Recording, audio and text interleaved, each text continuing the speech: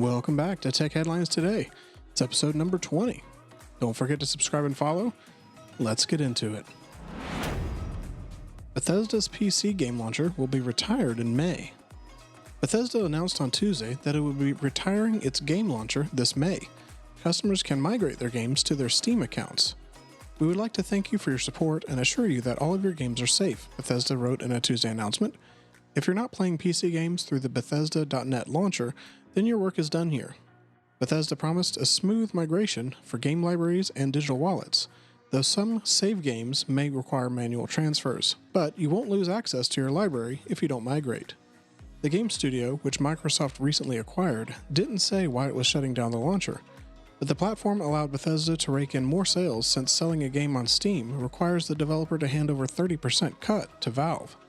On the flip side, the Bethesda.net launcher drew criticism as software bloatware. Once the migration process to Steam is available, we will let everyone know and update the FAQ with a link on where and how to migrate, the developer added.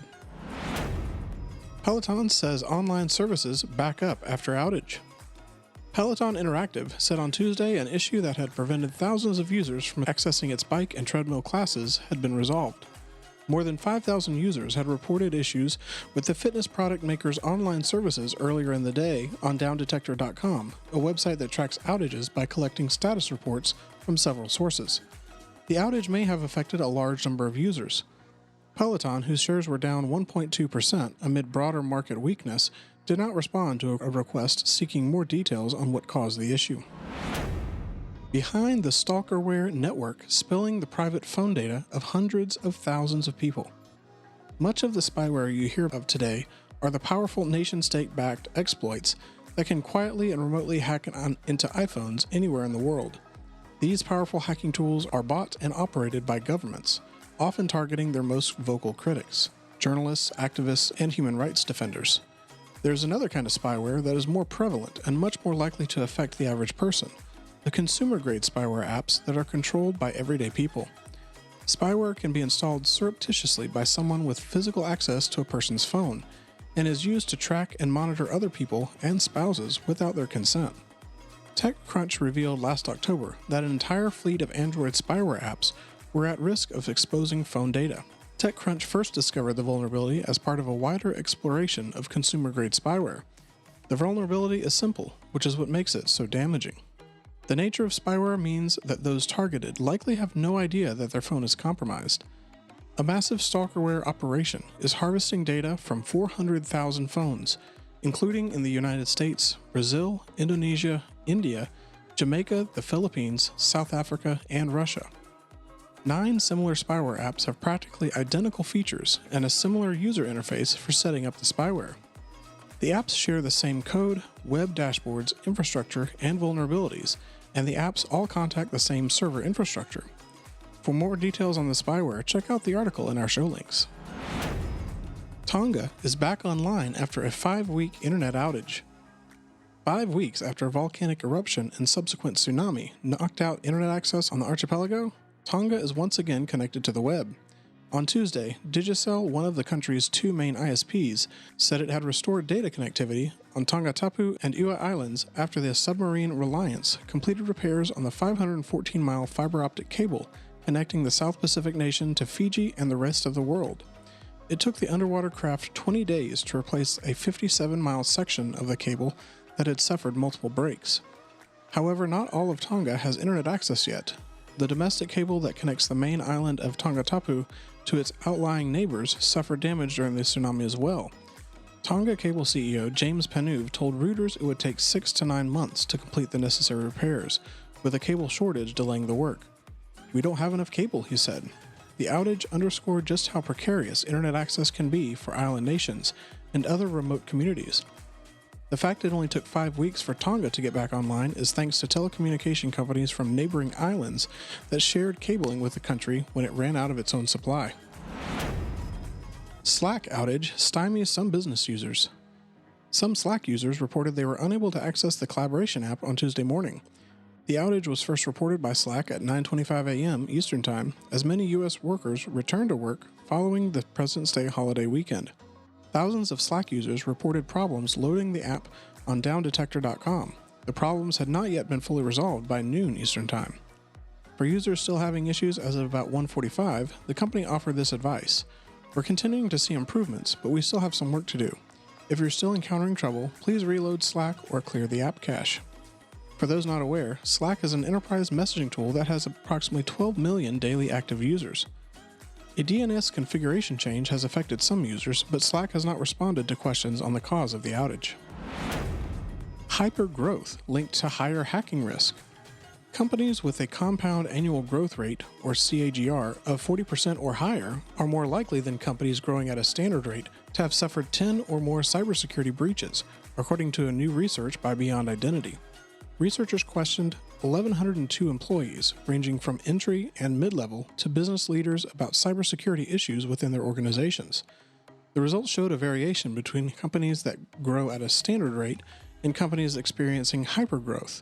While 62% of hypergrowth company employees claimed that their organization was proactive towards cybersecurity threats, only 61% backed up data and only 55% encrypted data.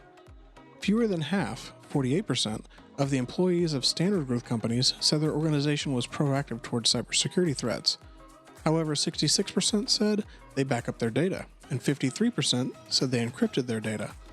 Following a cyber attack, educating employees on cybersecurity was a measure taken by 70% of hypergrowth companies, but just 45% of standard growth companies. Virgin Hyperloop lays off 111 staffers as it abandons plans for passenger transport. Virgin Hyperloop has fired 111 of its employees as it abandons the idea of making its system ready for passenger use. The Financial Times is reporting that the company is exclusively focusing on moving cargo and has slashed almost half of its total workforce. A spokesperson confirmed to the paper that the shift in business was taking place, with supply chain issues and COVID contributing to the change. Since its inception, the company has been developing its vacuum tube system to carry both passengers and freight. One of the earliest concepts VH floated was an inland port in which cargo vessels would put containers onto capsules that are shot inland before they're processed. That way, the main logistics hub wouldn't need to be beside the sea and could instead be at the heart of the transit hub, closer to the customers. It's something that encouraged DP World, the Dubai-owned ports and logistics giant, to invest in the technology. It currently holds a majority stake in the Virgin Hyperloop and in 2018 launched Cargo Speed as a sub-brand dedicated to moving cargo. VH has, however, been in something of a spin for the last few months after former head Josh Giegel, one of two people to actually travel in a pod with the company. Sony PlayStation VR2 is lighter, slimmer than the original. Today, Sony revealed the final design of the PlayStation VR2 hardware, including the headset and updated Sense controller.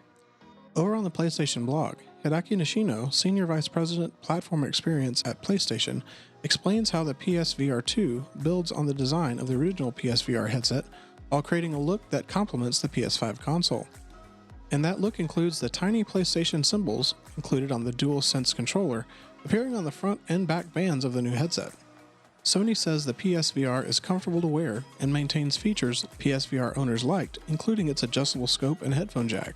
It also has a built-in motor for headset feedback and an adjustable headband. Sony's engineers designed the PSVR2 headset to help prevent the immersion from being broken during longer sessions, especially if your body is quite active. The launch date of PSVR2 still remains undetermined, but Sony says there should be a few game titles ready to play at launch. Should we be scared of human-like androids? In December, Engineered Arts posted a video of one of its latest creations on Twitter, which was shared by thousands of people and made people wonder about the robot's lifelike expressions.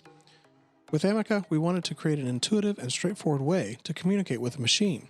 It's essentially a humanoid designed as a platform for AI. We wanted to build a machine that would learn to communicate with you with just a smile or a wink. The robot moves like a normal human, using ball screw actuators. It uses a computer software stack that includes everything from motor control all the way up to AI functions. Here's how much you'll be spending to charge your electric car by 2026. Electric vehicles are more popular than ever, but what's the best way to charge them?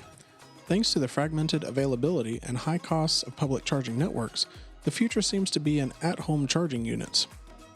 According to Juniper Research, the lower cost and convenience associated with home charging will lead to a 390% increase in global spend over the next 5 years.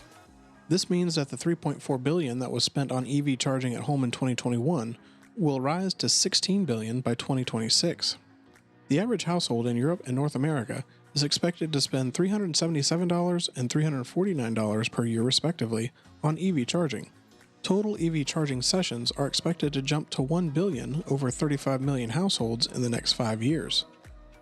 2 million households charged using home wall boxes in 2021, but that number would jump to over 21 million if estimations hold true.